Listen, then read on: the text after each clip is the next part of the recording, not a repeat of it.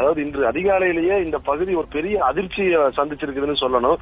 அதாவது பொங்கலூர் ஊராட்சி ஒன்றியத்துக்கு உட்பட்ட திருப்பூர் மாவட்டம் பகுதியில வலுப்பூரம்மன் கோவில், கண்டியன் கோவில் இரு பகுதிக்கு இடைப்பட்ட பகுதி.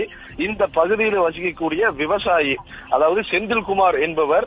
செந்தில்குமார் ஐடி விங்ல வேலை செய்யறாரு. பட் பெற்றோர் எல்லாருமே விவசாயிகள் தான். இந்த நிலையில அன்றாடமா இந்த பேரண்ட்ஸ் பெற்றோர்கள் மட்டும் இந்த இடத்துல குடியிருக்கிறாங்க. விவசாய தோட்டம், டோட்டலா தென்னந்தோப்பு, இந்த மாதிரியான விவசாய தோட்டம் தான் இந்த பகுதியில இவங்க 2 பேருமே பிழைப்பு நடத்தி வர்றது. இந்நிலையில நேற்று இரவு தெய்வ சிகாமணி மற்றும் அலமேலு ஆகிய பெற்றோர் இருவருமே வீட்டுல இருந்திருக்கிறாங்க. செந்தில்குமார் கோவையில குடியிருந்து வர்றாரு. அவரும் ஃபேமிலியோட குடியிருந்து வர்றாரு. இந்நிலையில வேற உறவினர் சார்பா அவர் மாப்பிள்ளை தேடுவதற்கு, வரன் தேடுவதற்கான ஒரு நிலைப்பாட்டுல இந்த பகுதியில தன்னுடைய பெற்றோருடன் நேற்று இரவு அவர் மற்றும் பெற்றோர்கள் 3 பேருமே தங்கி இருக்கிறாங்க.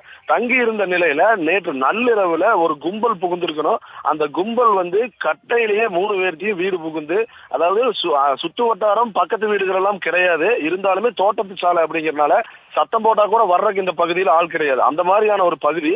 இந்த பகுதியில ஒரு கும்பல் இந்த மாதிரி வீடு புகுந்து அடித்து 3 பேரையுமே அடித்து கொன்று, கட்டையால மண்டையிலேயே அடித்து கொன்று கொலை செய்து பணம் நகை திருடு போயிருக்கிறதா அல்லது வேறு ஏதேனும் பிரச்சனைகளா என்பது குறித்தெல்லாம் இப்போது போலீசார் டிஎஸ்பி சுரேஷ் தலைமையிலான டீம் விசாரணை